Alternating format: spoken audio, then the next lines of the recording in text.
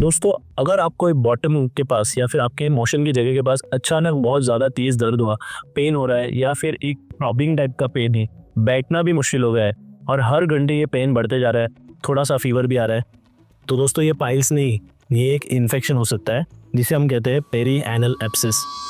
अब दोस्तों ये इन्फेक्शन में सबसे बड़ा रिस्क होता है डिले करना। वीडियो को एंड तक देखिए, एंड में तीनों चीज़ बिल्कुल क्लियर हो जाएगी। पेरी एनल एब्सेस होता क्या है, कौन से सिम्टम्स में सेम डे डॉक्टर के पास जाना जरूरी है एंड इसके ट्रीटमेंट प्लान्स में क्या होता है, जो सिंपल एंड प्रैक्टिकल तरीके से मैं आपको बताने वाला हूँ। तो नमस्ते दोस्तों, वेलकम टू बेयर वाइटल्स। मैं हूँ डॉक्टर अजहर। मैं एक प्रैक्टिसिंग कोलोरेक्टल सर्जन हूँ, पुणे में प्रैक्टिस करता हूँ और मैं रोजाना anal pain, piles, fissure, colorectal cancers and perineal abscess के पेशेंट्स देखता हूँ। आज हम बात करने वाले हैं पेरिनेल एब्सेस के बारे में, जो आपके लिए एक सिंपल एंड यूजफुल स्टेप बन सकता है। दोस्तों और एक रिक्वेस्ट है, इस टॉपिक को बहुत सारे लोग टैबू मानते हैं, मतलब शर्म आती है लोगों को इसके बारे में बात करने के लिए, लेकिन ये उतना ही खतरनाक भी हो सकता है। तो अगर आपको एनल रिलेटेड पेन है तो घर पे बैठिए मत, गूगल या चैट जीपीटी मत करते बैठिए, आप सही डॉक्टर के पास जाके अपना इलाज करवाइए। अगर यह वीडियो आपको हेल्पफुल लगा तो आपके फैमिली के 45 प्लस के लोगों को या किसी भी पेशेंट के साथ जरूर शेयर कीजिए एंड सब्सक्राइब करने के साथ साथ नोटिफिकेशन का बेल आइकन भी दबाइए, ताकि जब भी मैं वीडियो करूं आप तक वो वीडियो जरूर पहुंचे। तो दोस्तों पेरिनेल एब्सेस होता क्या है, सिंपल लैंग्वेज में अगर मैं बोलूँ, जो एनल कैविटी होती है, एनल कैविटी के अराउंड में छोटे छोटे ग्लैंड्स होते हैं जिसे हम क्रिप्टोग्लैंडुलर ग्लैंड्स भी बोलते हैं। अब उस ग्लैंड का जो फंक्शन होता है वो नॉर्मल सिक्रीशंस देना होता है। किसी भी एक ग्लैंड का अगर माउथ या फिर डक्ट ब्लॉक हो जाएगा, उस जगह पे ब्लॉकेज होने की वजह से क्या हो जाता है, पस जमा होने लगता है, इन्फेक्शन होने लगता है एंड धीरे धीरे ये पस बढ़ जाता है एंड उस पस की वजह से दर्द होने लगता है। तो बेसिकली पेरिनेल एब्सेस का मतलब ये है कि एनस के अराउंड में एक पस की थैली बन गई है। मेडिकल साइंस के हिसाब से ज्यादा केसेस में ये इन्फेक्शन एनल ग्लैंड्स या फिर क्रिप्टोग्लैंडुलर ओरिजिन के ही होते हैं, जो ASCRS एंड AACP की गाइडलाइंस में भी बताया गया है। इस पॉकेट के अंदर पस भरा हुआ रहता है एंड एकदम ज्यादा प्रेशर की वजह से भरा रहता है, इसीलिए ये धड़कता है, मतलब थ्रॉबिंग टाइप का पेन होने लगता है। बहुत इंपॉर्टेंट सिम्टम ये है कि severe throbbing pain near the anus, मतलब इतना वो पेन होता है कि बैठना भी मुश्किल होता है, इंसान एक साइड में टर्न होकर बैठता है। सेकेंड इंपॉर्टेंट सिम्टम ये है कि स्वेलिंग, गर्मी या फिर लालपन आ जाता है एंड जब कोई उसे टच करता है या डॉक्टर एग्जामिनेशन के लिए टच करने वाला होता है तब बहुत ज़्यादा ज़ोर से दर्द होता है। तीसरा इंपॉर्टेंट सिम्टम ये हो सकता है कि आपको बुखार या फिर फीवर आ जाए या चिल्स आ जाए। बुखार के साथ साथ चिल्स आ गए, मतलब बुखार के साथ साथ ठंडी भी लग रही है क्योंकि इन्फेक्शन इतना ज़्यादा सीवियर है, body is trying to fight with the bacteria. चौथा इंपॉर्टेंट सिम्टम ये है कि कभी कभी एनस के अंदर से या फिर वो स्वेलिंग के प्रोमिनेंट पार्ट में से थोड़ा थोड़ा पस का डिस्चार्ज भी होना चालू होता है। पांचवा इंपॉर्टेंट सिम्टम ये है कि जब आप टॉयलेट के लिए जाओगे, during the toilet also it is too much painful, मतलब टॉयलेट करने के समय पे भी बहुत पेनफुल है। तो दोस्तों मैंने ऐसे बहुत सारे पेशेंट देखे हैं जो इस पेन को 4-5 दिन तक सहन करते रहते हैं before they actually reach, and तब तक छोटा सा एब्सेस बड़े एब्सेस में कन्वर्ट हो गया होता है एंड कॉम्प्लिकेशंस भी बढ़ जाते हैं।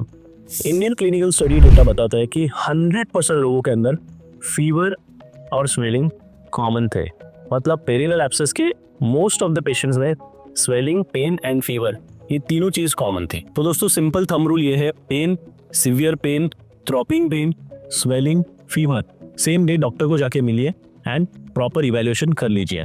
तो रिस्क फैक्टर क्या है, अब किन लोगों को ये ज़्यादा कॉमनली हो सकता है? तो दोस्तों ऐसे कोई इसमें स्पेसिफिक ये नहीं है, बट कुछ लोगों के अंदर ये ज़्यादा कॉमन है। ज़्यादा फैटी लोग या फिर ऐसे लोग जो कंटिन्यूसली बैठे रहते हैं, या ऐसे लोग जिनका बहुत ज़्यादा गर्मी के अंदर काम होता है, कंटिन्यूस बाइक पे बैठना पड़ता है, या स्टूडेंट्स, ऐसे लोगों के अंदर ये बहुत कॉमन है। और एक कॉमन होने की चीज़ ये भी है कि अगर किसी को बहुत ज़्यादा स्ट्रेस हो गया, कोई बाहर घूमने गया, ट्रैवल करके आए हैं, उसके बाद उसे बैठना है ज़्यादा देर तक, उन लोगों के अंदर भी ये कॉमनली देखा गया है। मेल जेंडर भी ज़्यादा कॉमन है, मेल्स में फीमेल के कंपैरिजन में पेरिनेल एब्सेस बहुत ज़्यादा लेवल पे होते हैं। और एक अगर हम रिस्क फैक्टर की बात करें तो डायबिटीज़, हाई शुगर की वजह से इन्फेक्शन वर्सन हो जाते हैं, रैपिडली फैलते हैं एंड पस भी ज़्यादा बढ़ जाता है। और एक क्लास ऑफ पेशेंट ऐसे हैं जो लोग इम्यूनो सप्रेशन लेते हैं, जैसे किसी को स्टेरॉइड चालू है या फिर कोई कीमोथेरेपी ले रहा है या फिर किसी को ल्यूकेमिया के लिए ट्रीटमेंट चालू है, उन लोगों के अंदर भी ऐसे एब्सेस होना बहुत ही ज़्यादा कॉमन है। तो दोस्तों ये है कुछ इंपॉर्टेंट रिस्क फैक्टर्स जिसे नज़रअंदाज नहीं करना चाहिए। रिस्क फैक्टर हो या ना हो, एब्सेस किसी को भी हो सकता है, बहुत कॉमन चीज़ है, तो सिम्टम्स जानना बहुत ज़रूरी है। अब आता है प्रैक्टिकल पार्ट। अगर आपको लग रहा है कि एब्सेस है तो ये 5 चीज़ें आपको करना बहुत ज़रूरी है। सबसे पहला, पाई समझ के वेट मत करो। पेरिनेयल एब्सेस में जितना डिले करेंगे उतना इन्फेक्शन स्प्रेड हो जाएगा एंड छोटे एब्सेस का बड़ा एब्सेस बन जाएगा। तो timely care is the most important thing. Second important thing, same day आप डॉक्टर को दिखाइए। आपके रेगुलर डॉक्टर, फैमिली डॉक्टर के पास भी जा सकते हो, या फिर कोई भी सर्जन होगा नज़दीक में, आप उनके पास भी जाके उनसे सलाह ले सकते हो। गाइडलाइंस का कोर मैसेज ये है कि एक्यूट एनोरेक्टल एब्सेस को प्रॉम्प्टली इंसिजन एंड ड्रेनेज करवाना जरूरी है। थर्ड वाला है वेरी इंपॉर्टेंट थिंग, खुद से डॉक्टर बन के खुद से दबा के वो पॉप करने की कोशिश मत करो। कभी कभी एब्सेस बहुत बड़ा हो सकता है एंड आप पॉप करने के बाद कभी कभी आप इतने ज़्यादा दर्द में चले जाओगे कि आपसे कुछ भी कंट्रोल नहीं हो पाएगा। इसीलिए खुद डॉक्टर बन के उसे कुछ करने की या फिर उस एब्सेस के अंदर कुछ भी नीडल डालने की कोशिश बिल्कुल भी मत करो। ऐसा करने की वजह से ऊपर ही ऊपर का एब्सेस कभी कभी डीप लेवल पे भी जा सकता है, जिसकी वजह से आपके कॉम्प्लिकेशंस और ज़्यादा बढ़ सकते हैं। चौथा बहुत इंपॉर्टेंट चीज़ है कि pain relief and warm seats bath. जब आप प्रॉपर हॉस्पिटल में जाओगे तो उनसे प्रॉपर पेन किलर्स लेना ज़रूरी है एंड उसी साथ में अगर आपको प्रोविजंस है तो आप सिट्स बाथ ले सकते हैं। मीन्स लियोपॉम वाटर के अंदर अगर आप बैठेंगे तो आपको ये फ़ायदा दे सकता है, लेकिन ये सिर्फ टेम्पररी इलाज या टेम्पररी आराम देगा। मेन ट्रीटमेंट उसका इंसिजन एंड ड्रेनेज ही है। पांचवा मेरी इंपॉर्टेंट चीज़ है, आपकी जो भी हिस्ट्री है वो प्रॉपर्ली डॉक्टर को दीजिए। अगर आप डायबिटिक हो, कोई मेडिसिन ले रहे हो, कोई स्टेरॉइड्स ले रहे हो या आपको कीमोथेरेपी चल रही है तो डॉक्टर को ये प्रॉपर्ली बता दो। अब आते हैं ट्रीटमेंट पार्ट के ऊपर। वंस आपका सोनोग्राफिकली कंफर्म हो गया, वैसे तो पेरिनेयल एब्सेस एक क्लिनिकल डायग्नोसिस है, बट हम सोनोग्राफिक इवैल्यूएशन की हम लोग सोनोग्राफिकली इवैल्यूएट करते हैं। मतलब सोनोग्राफी में ये पता चलता है, दो इंपॉर्टेंट चीज़ें पता चलती है कि कितना बड़ा एब्सेस है एंड सेकेंड इंपॉर्टेंट चीज़ है कि इसका कोई कम्युनिकेशन अंदर की तरफ है या नहीं। बहुत सारे लोग इसमें MRI भी करवाते हैं, जिससे हमें ये पता चलता है कि कोई फिस्चुलस कम्युनिकेशन तो नहीं एग्जिस्ट करता। तो ये हमारा डायग्नोसिस पार्ट हो गया। इसी के साथ साथ जैसे ही पेशेंट एडमिट होता है हॉस्पिटल में, हम उसे ब्रॉड स्पेक्ट्रम एंटीबायोटिक्स पे चालू कर देते हैं, जो कि हम IV देते हैं। मतलब IV एंटीबायोटिक्स हम शुरू कर देते हैं। इसके बाद नेक्स्ट अवेलेबल OT के अंदर हम लोग उस पेशेंट को प्लान करते हैं फॉर सर्जरी। अब सर्जरी भी गाइड होते हैं with the help of sonography और इमेजिंग रिपोर्ट्स।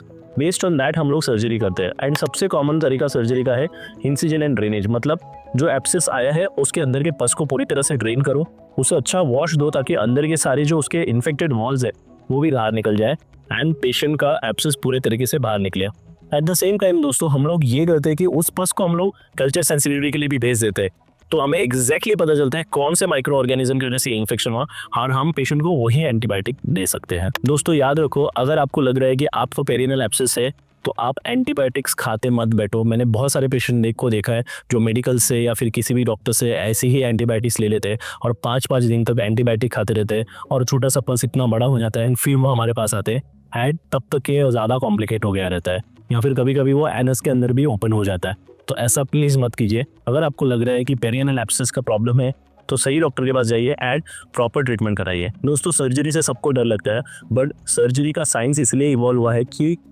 जिस जगह पे मेडिसिन काम नहीं कर सकती वहाँ पे सर्जरी एक बहुत ही इंपॉर्टेंट काम करती है एंड स्पेशली ऐसे इमरजेंसीज में तो सर्जरी का बहुत इंपॉर्टेंट रोल है। आपको स्पाइनल एनेस्थेशिया के अंदर में या फिर जनरल एनेस्थेशिया पूरी बोल देने के बाद उस इंसिजन एंड उस एब्सेस को ड्रेन किया जाता है एंड क्लीन किया जाता है and it's a very simple type of procedure. Surgery में ही हम पूरा पस निकाल सकते हैं, कैविटी को पूरी तरह से क्लीन कर सकते हैं एंड वुंड के अंदर हम लोग एडिक्वेट लवाज दे सकते हैं। और सब मोस्ट ऑफ द पेशेंट को सर्जरी के 1 से 2 दिन के अंदर ही काफ़ी रिलीफ हो जाता है क्योंकि वो प्रेशर जो भरा हुआ था वो पूरा निकल जाता है। अब दोस्तों इसमें और एक इंपॉर्टेंट एस्पेक्ट ऐसा आता है कि पेरिनेयल एब्सेस के बाद बहुत सारे लोगों को फिस्चुला रिस्क है। तो एक इम्पॉर्टेंट ट्रूथ ये है कि एब्सेस के बाद कुछ लोगों के अंदर फिस्चुला भी डेवलप हो सकता है। मतलब एनस के अंदर वाली स्किन बाहर वाली स्किन के साथ एक ट्रैक बना देती है एंड ये कॉमन चीज़ है, इसीलिए प्री ऑपरेटिव इमेजिंग करना ज़रूरी है। अप्रॉक्सीमेटली 30 से 50% लोगों को जिन्हें पेरिनेयल एब्सेस है वो फिस्चुला इन एनो डेवलप कर सकते हैं। So even after drainage proper follow up करना बहुत ज़रूरी है, प्रॉपर डॉक्टर को मिलना एंड उससे वुंड का असेसमेंट करवाना बहुत ज़रूरी है क्योंकि 3 से 4 हफ्तों के बाद कभी कभी सेम जगह पे फिस्चुला भी डेवलप हो सकता है।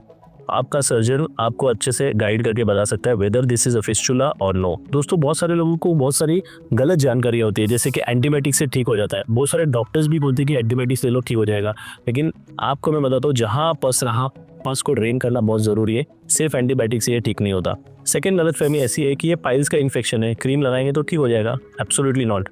दोस्तों हमें लगता है कि एनल कैनल की या फिर गुदे के मार्ग की सब बीमारियां पाइल्स होती है, बिल्कुल नहीं। वहाँ पे हज़ारों डिफरेंट टाइप की बीमारियां होती है। पाइल्स छोड़ने के बाद उसमें से एक इम्पोर्टेंट बीमारी है एब्सेस। एब्सेस का पर्स पॉकेट आता है एंड उसी क्रीम लगाने से कोई भी फर्क नहीं पड़ता। तीसरी गलतफहमी ये है कि ड्रेनेज कराए तो फिस्टुला पक्का बनेगा। दोस्तों, बहुत सारी स्टडीज ने ये बताया है कि अगर आपको पेरिनल एब्सेस बना है तो आपको ये चांस है कि 30 to 50% ऑफ द टाइम्स आपका एब्सेस फिस्टुला में कन्वर्ट हो सकता है। बट अभी ऐसे टेक्निक्स भी है सर्जरी के जहाँ पे हम लोग अगर एग्जिस्टिंग फिस्टुला स्टैक है तो उसको और एब्सेस को एक ही साथ हम लोग एड्रेस कर सकते हैं, बट प्रोवाइडेड है आप प्रॉपर क्वालिफाइड सर्जन से ऑपरेशन कराना जरूरी है। तो दोस्तों, हमने देखा पेरिनल एब्सेस के ट्रीटमेंट के बारे में, डायग्नोसिस के बारे में और उससे जुड़े हुए गलत फहमियों के बारे में। तो बॉटम लाइन ये है कि सीवियर एनल पेन हो, स्वेलिंग रहेगी, फीवर रहेगा तो ये पेरिनल एब्सेस हो सकता है। इसमें डिले मत करो। आपको लगता है किसी आपके फ्रेंड को ऐसी प्रॉब्लम है तो उन्हें ज़रूर शेयर करो। शेयर करने के साथ साथ सब्सक्राइब भी करो। बेयर वाइटल्स पे हमारी कोशिश यही रहती है कि कॉम्प्लिकेटेड मेडिकल टॉपिक्स को सिंप्लीफाइड तरीके में आप तक पहुंचाने की कोशिश करते हैं। Thank you so much.